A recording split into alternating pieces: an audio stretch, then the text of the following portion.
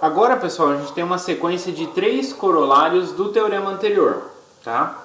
Então, esses corolários vão dar algumas informações a respeito das matrizes de transformações lineares, tá certo? Então, o primeiro corolário diz o seguinte: se T de U em V é um isomorfismo, né, e B e C são as bases de U e V, o que a gente viu? Se eu tenho um isomorfismo, então quer dizer que é uma transformação que é linear, bijetora. Se ela é bijetora, ela tem inversa.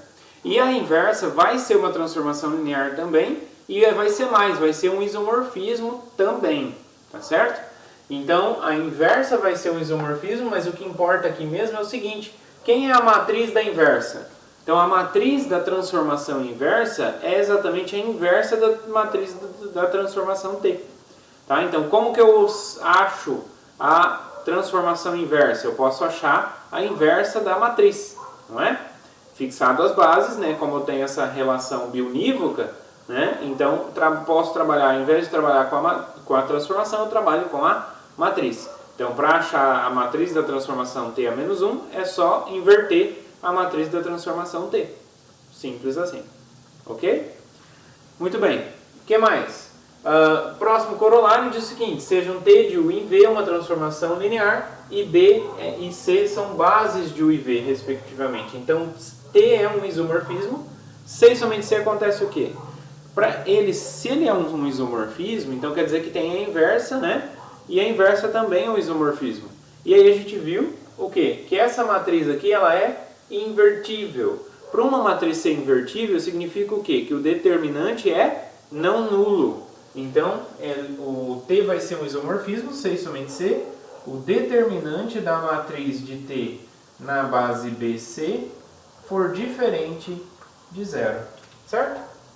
Então, é uma condição para verificar se é um isomorfismo. Então, se tem um exercício lá, verifique se a transformação T tanto é um isomorfismo. O que você pode fazer? Você pode calcular a matriz daquela transformação e verificar se o determinante daquela matriz é não nulo, tá certo? Então facilita muito. Em vez de ficar calculando imagem para ver se é sobrejetora e tudo mais, você pode trabalhar direto lá com a matriz.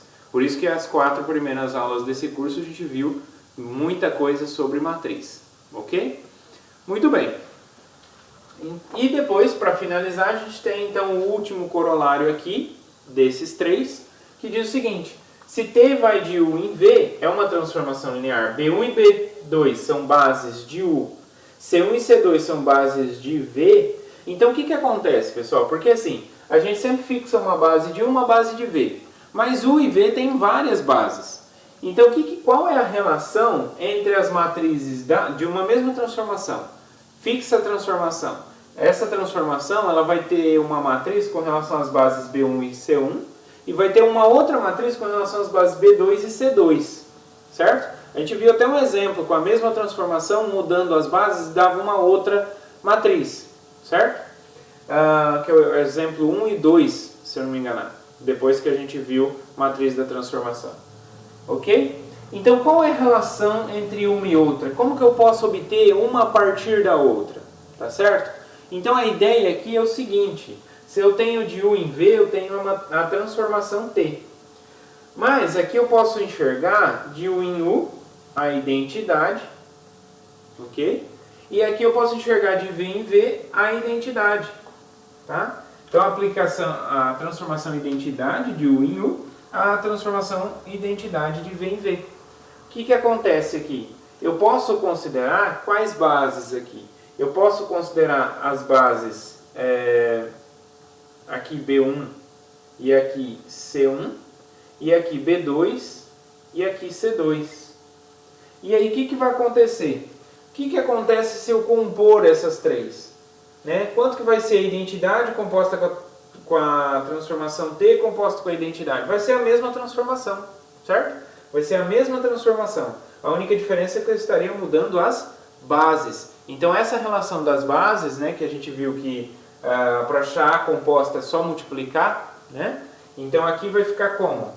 Vai ficar a matriz da identidade composta com a transformação T composta com a identidade nas bases B1, C1. Mas o que é isso aqui pelo teorema? vai ser a matriz dessa primeiro, né, que é a última, né, a ser incluída, né, que é essa daqui. Então a matriz dessa, então vai ser a matriz I de C1 a C2, vezes a matriz dessa do meio, que é a transformação T, de, que eu vou ter que apagar, de B1 a C1, vezes a transformação dessa de U a U, que vai de B2 para B1.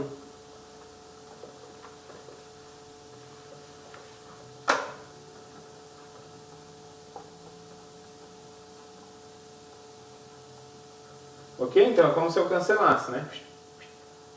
Aqui e aqui e aqui. Então ficaria de B2 para C2. Opa, então aqui é o contrário, né, pessoal?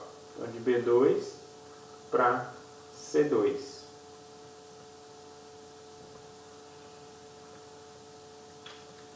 Tá? Então de B2 para C2 vai ser exatamente essa comparação, né? E aí eu posso trocar, se eu quero de B1 para C1, que eu acho que é como está nas notas de aula aí, indo para as notas de aula, vai ser de B1 para C1, né?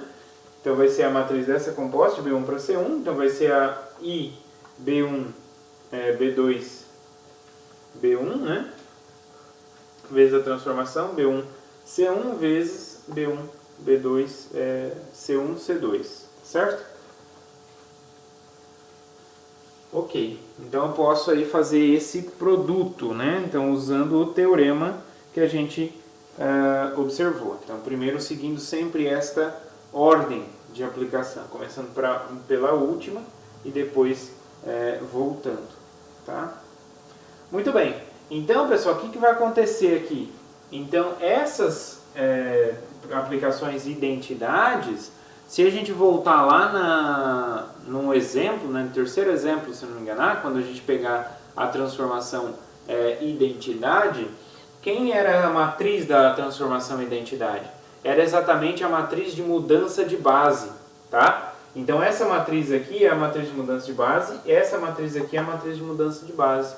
Então é só saber as matrizes de mudança de base, B1 para B2 e C1 para C2 aqui, ó. Então é só multiplicar dos dois lados aqui, de uma com a outra. Então essa que é a relação que a gente tem entre essa matriz e essa matriz.